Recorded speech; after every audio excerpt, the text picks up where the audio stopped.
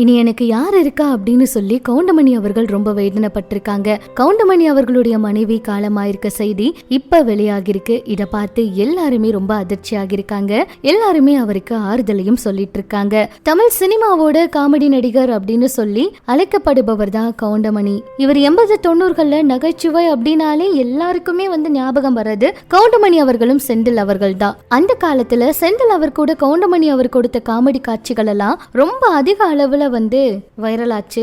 ஆனா இப்ப அந்த அளவுக்கு எந்த ஒரு காமெடியும் வரலன்னே சொல்லலாம். கவுண்டமணி அவர்கள் 1963ல சாந்தி அப்படிங்கிறவங்களை திருமணம் பண்ணிக்கிட்டாரு. திரைப்படங்கள்ல காதலர்களுக்கு உதவும் வேடங்கள்ல நடிச்சு பாராட்டு பெற்ற இவரு நிஜத்திலையும் காதல் திருமணம் தான் பண்ணிக்கிட்டாரு. இவருடைய மனைவி பெயர் சாந்தி. இவங்களுக்கு செல்வி, சுமித்ரா அப்படின்னு 2 மகள்கள் இருக்காங்க.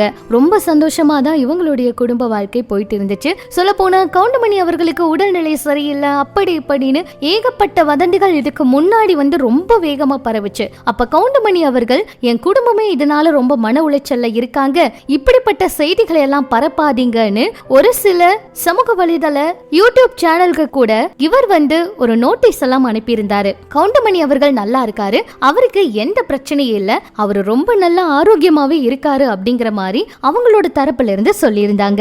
இந்த நிலையில கடந்த சில நாட்களாகவே உடல்நல குறைவுல கவுண்டமணி அவங்களுடைய மனைவி இருந்திருக்காங்க.